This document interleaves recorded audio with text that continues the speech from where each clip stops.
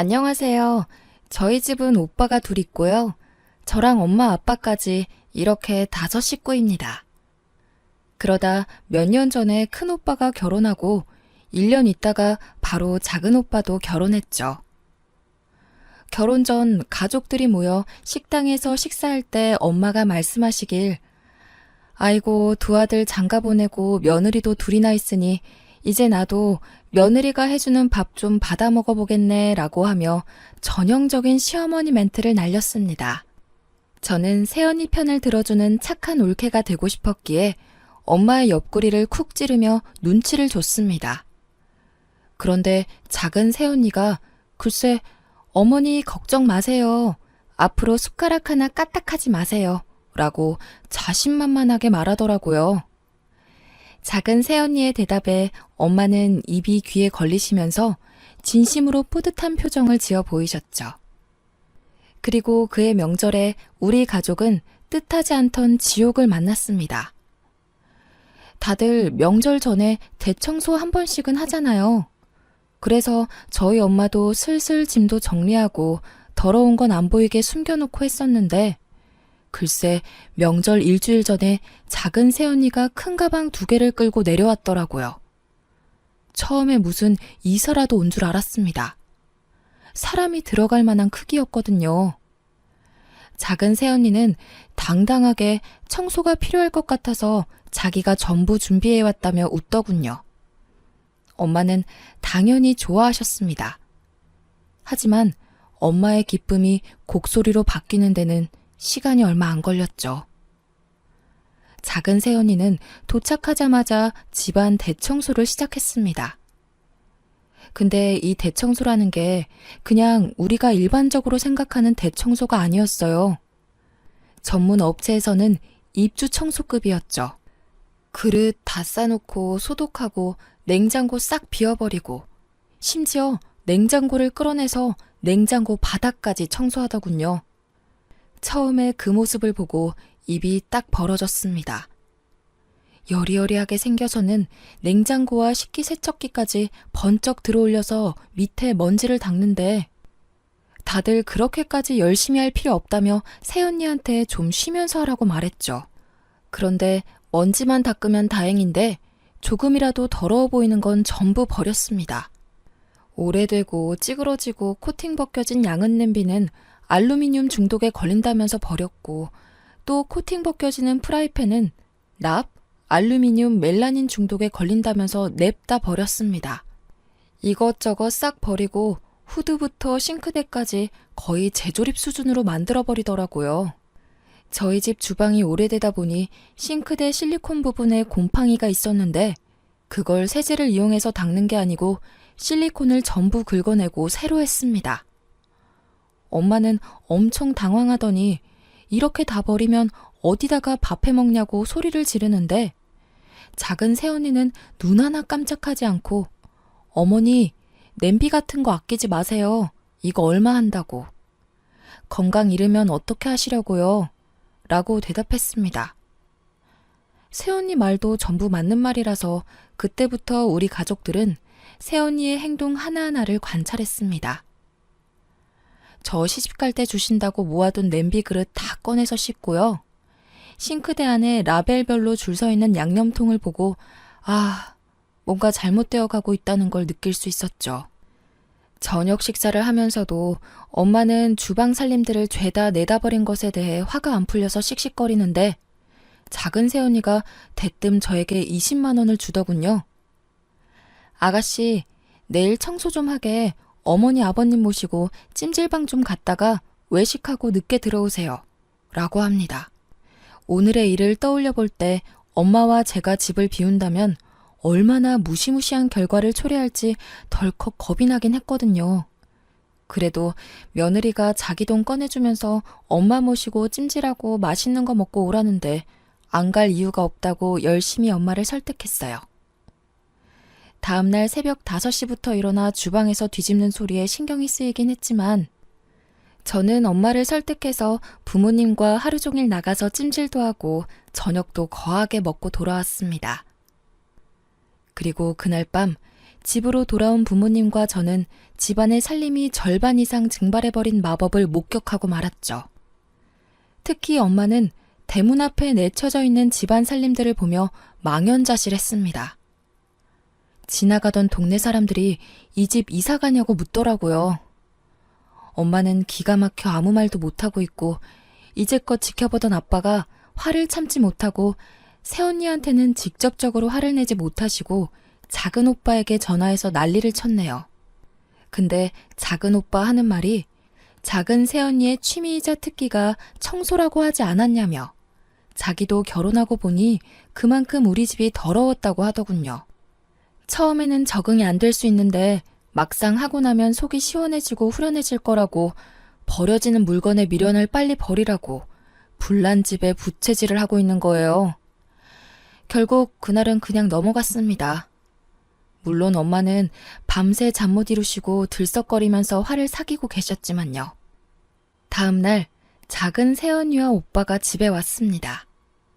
엄마가 작은 오빠와 새언니를 거실로 부르셨어요. 며칠 사이 벌어진 살림살이에 대해서 본격적으로 화를 내시더라고요. 그랬더니 새언니가 핸드폰을 꺼내 청소 전 찍어둔 사진을 보여주며 어머니, 이런 기름때에 곰팡이 덕지덕지 된 곳에서 어떻게 사셨어요? 아버님 보세요. 식당에 갔는데 주방이 이렇게 기름때 있으면 그 식당에서 음식 사 먹고 싶으시겠어요? 먹는 건 그렇다 쳐도 위생적으로도 안 좋죠.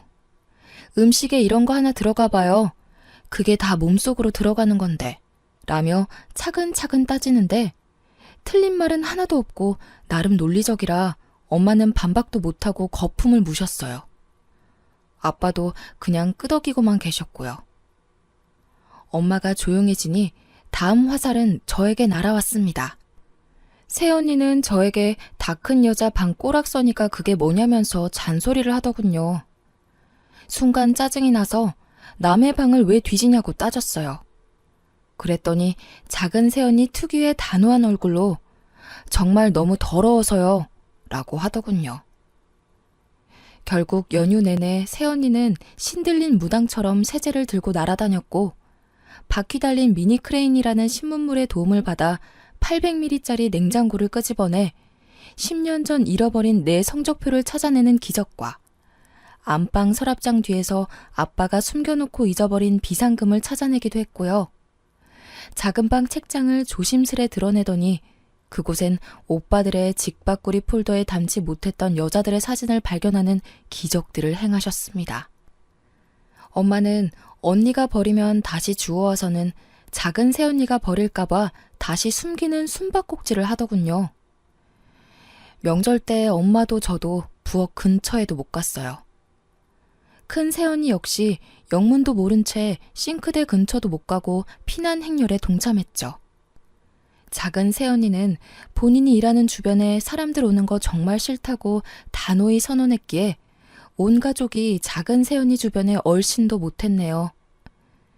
작은 새언니는 주방에서 음식을 하다가도 누가 무언가를 먹다 흘리면 귀신같이 쫓아와 닦았습니다. 꼭 살아있는 로봇 청소기 같다고 할까요? 본인이 청소해놓은 거 보면서 정말 행복해해요. 혹시 누가 점퍼라도 벗어 소파에 걸쳐놓으면 고통스러워하는 게 작은 새언니의 표정에서 느껴집니다. 그럼 우리 가족도 같이 고통스럽죠.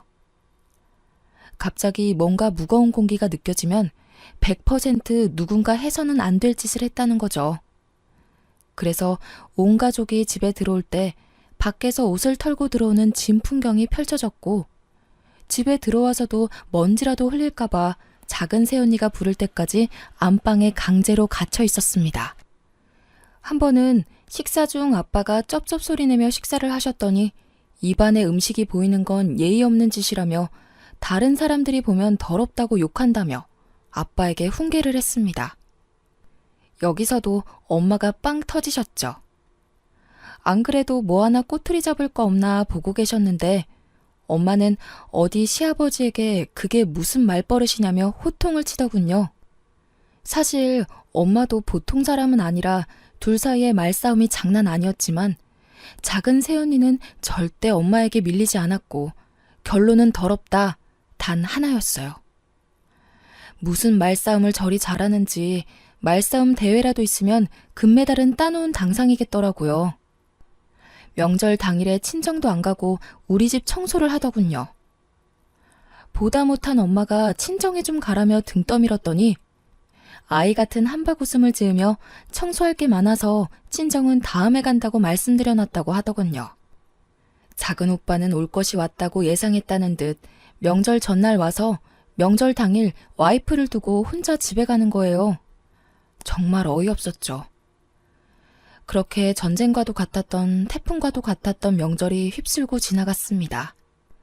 마치 지옥과도 같았던 불편했고 답답했던 명절이 끝나고 그 다음 달이 제사였죠. 이번에도 작은 새언니가 내려오니 저랑 엄마는 안방이랑 제 방문을 잠가두었습니다. 작은 새언니는 가소롭다는 듯 가위로 잘라서 가볍게 방문을 따고 들어가 청소를 하더라고요. 엄마는 뭐 이런 게 다 있나 하셨습니다. 그리고 작은 새언니는 심지어 우리 집 청소 전후 사진을 찍어 본인의 SNS에 올리는 겁니다. 우리 집과 가족들은 작은 새언니의 지인, 친정 식구와 SNS 팔로워들에게 더러운 시댁 가족들로 낙인 찍혔네요. 그 후 2년간 피 터지는 신경전을 했죠. 결국 연휴가 유난히 길었던 추석 때 며칠 전에 집으로 배달된 도배지를 보신 아빠가 명절마다 제사 때마다 이게 뭐 하는 거냐고 내 집에서 내가 마음 편히 지내지 못한다며 더 이상 이렇게는 불편해서 못 살겠다고 말씀하셨습니다. 그래서 그 다음 명절부터 제사 차례를 없앴어요. 아예 없앴다기보다는 날짜를 조정했어요. 명절날 바로 전에 절에 모여서 차례 지내고 바로 헤어지자 선언하셨습니다. 그래서 올해 정월부터 절에서 모셨습니다. 연휴에는 각자 가족과 함께 보내자 하셨어요. 그래서 절에서 만나고 밖에서 밥 먹고 각자 집으로 돌아갔네요. 결론은 이제 우리 집은 평화가 찾아왔습니다. 저희 집은 이제 명절 음식, 제사 음식이라는 게 사라져버렸습니다. 아직도 엄마는 새언니 전화만 오면 심장이 뛴다고 하세요. 핸드폰이 울리면 인상을 쓰시면서 아빠에게 또는 저에게 서로 받으라고 미룹니다. 우리 집이 정말 너무나 더러워서 그랬다고 생각하실 수도 있어서 조금 변명을 해보자면 저희 엄마는 그냥 평범한 대한민국 엄마입니다. 부모님은 평생 생선시장에서 생선 손질해서 우리 삼남매 공부시키고 장가 보낸 분들이시죠. 매일 쓸고 닦아 광나게는 못해도 생선 장수 자식들이라고 냄새 난다고 욕먹을까봐 매일 씻고 닦이셨어요. 생선 냄새가 너무 싫어 냄새 뵐까봐 밥상에 생선 부위도 잘 안 올리셨습니다. 얼마 전 엄마 심부름으로 제가 작은 오빠 집에 간 적이 있습니다.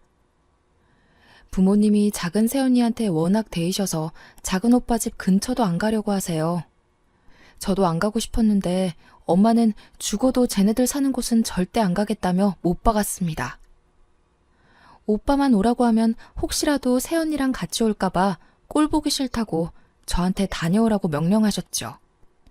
아주 다행히도 새언니는 회사 동료 결혼식에 가는 바람에 작은 오빠 혼자 있었네요. 작은 오빠네 신혼집을 처음 들어가는데 감탄사를 내뱉고 말았습니다. 현관에서부터 위생적 아우라가 느껴지더군요. 집 안에 들어갔는데 현관문 옆방에 청소기들이 종류별로 다 서 있습니다. 밀어서 닦는 것, 밀어서 빠는 것, 밀어서 쓰는 것, 자기 혼자 닦는 것, 혼자 빠는 것 등등 말이죠. 현관에는 소독용 에탄올이 분무기 타입으로 비치되어 있었고 세탁실에는 수집이라도 하는지 우리나라에서 구할 수 있는 모든 종류의 세제가 가지런히 놓여 있었네요. 심지어 락스는 말통으로 있더군요. 게다가 모든 세제들의 라벨이 한 방향을 보고 서 있음은 물론이었고 거실은 그냥 모델하우스 같았습니다. 싱크대 위에 그 흔한 밥통도 없어요. 거실에도 6인용 식탁이랑 TV만 있었죠. 혼자 쓸고 빠는 로봇 청소기만 거실을 돌아다니더군요. 오빠한테 이렇게 어떻게 사냐고 물어보니 오빠한테 청소하라고 강요는 안 한다고 합니다. 처음에는 하도 피곤하게 해서 싸우기도 했는데 이제는 타협도 보고 적응도 되어서 사용한 물건 제자리에만 놓으면 부딪힐 일이 없다네요. 막상 지내보니 이게 훨씬 편하기도 하고 위생적인 것도 알겠고 물건 찾을 때도 항상 제자리에 있어서 편하다면서 저에게도 마치 종교 전파하듯 권유하는 겁니다. 새언니가 스트레스를 청소로 푸는 스타일이라 그렇다며 저보고 이해하라네요. 우리 집 한번 다녀오면 작은 새언니 얼굴이 빛이 난대요. 우리는 작은 새언니 때문에 짐 들고 이방저방으로 피난 다니는데 내년 여름 휴가 때 본가로 내려온다 하길래 앞으로 또 우리 집에 발 들여놓으면 의절하겠다 말했네요. 정말로 작은 새언니가 한번 다녀가면 아빠 혈압이 올라가세요. 오죽하면 명절이나 생신 다가오면 작은 새언니가 밀대 들고 쫓아오는 꿈을 꾼다고 하십니다. 앞으로는 집에서 모이는 일은 없도록 하자는 부모님의 바람을 다시 한번 당부하고 심부름을 마치고 작은 새언니 오기 전에 도망 나왔네요. 다들 청소가 취미인 며느리 생기는 건 부러운 거 아니냐며 말씀하셨지만 직접 겪어보니 말 그대로 공포예요. 제 방에 있던 침대 매트리스를 작은 몸으로 마당까지 질질 끌고 나와서 어휴 더러워 하면서 작대기로 팡팡 때리는데 여린 몸으로 저렇게까지 하는 새언니가 경이롭더군요. 그런데 다음은 또 뭘 할까 하는 공포를 느끼기도 한답니다. 생각해보면 저희 가족은 좀 특별한 것 같아요. 작은 새언니가 청소에 미친 사람인 것처럼 큰 새언니도 만만치 않거든요. 큰 새언니는 학교 선생님입니다. 그래서 그런지 무슨 일만 있으면 앞사람한테 설교를 해요. 그런데 큰 새언니가 그러면 큰오빠는 또 경건하게 경청하고 있어요. 한 번은 당뇨가 있는 아빠가 술을 드시고 들어오셨습니다. 때마침 집에 들른 큰 새언니한테 딱 걸려서 1시간 반 동안 설교를 들었네요. 듣다가 아빠가 화가 나서 소리 지르면 아버님 화내지 말고 이야기 들어보라면서 술이 당뇨에 미치는 악영향과 그로 인해 약이 되는 각종 합병증과 합병증으로 생길 수 있는 집안 가족들의 상심에 관하여 심도 있게 설명했습니다. 입원 또는 수술이라도 하는 날에는 가족들이 간병에 관해서 미루다가 싸움 나는 집안도 있다며 별의별 예시를 다 들어주는데 아빠는 언니의 논리정연한 말에 반박하지는 못하고 그저 한숨 한 번 쉬고 힘들어하기만 하셨어요. 큰 새언니가 입을 한 번 열면 아주 그냥 박찬호급이에요. 다들 알겠으니 그만하라고 설득하면 아니요, 아직 덜 끝났어요 하면서 또 다른 예시를 들더니 하나하나 다시 설명합니다. 큰오빠는 제대로 조련되었는지 큰 새언니가 입만 열면 말리지는 못할 망정 경건하게 경청하면서 추임새도 넣어요. 더 웃긴 건 작은 오빠도 그런 큰 새언니를 욕했었어요. 시부모를 학생 보듯 한다고 그랬던 작은 오빠는 작은 새언니를 데려왔네요. 큰 새언니랑 작은 새언니랑 붙으면 누가 이길까요? 사실 한번 새언니 둘이서 붙은 적이 있어요. 작은 새언니가 락스를 생수처럼 쓰는 걸 보고 큰 새언니가 동서 나랑 이야기 좀 해 라고 입을 열었죠. 뭔 일이 나려나 싶어 온 가족이 긴장했네요.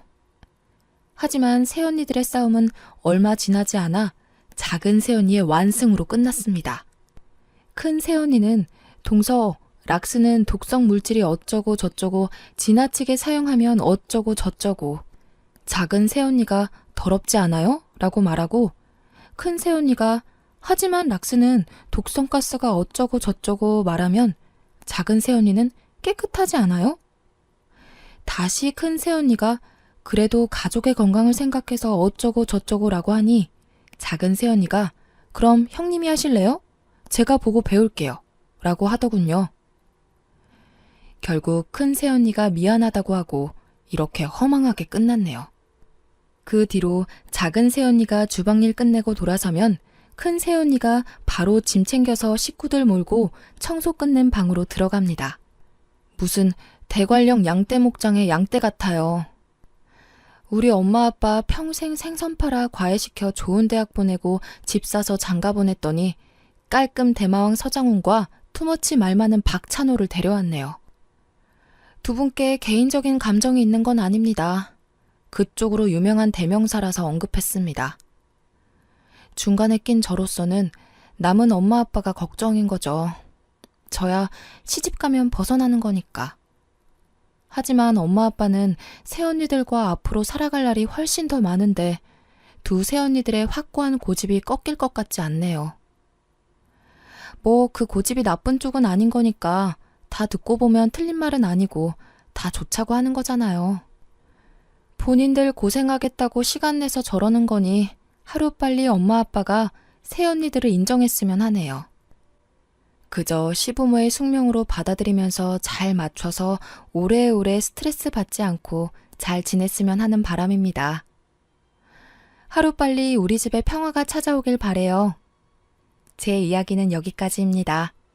다들 행복하세요.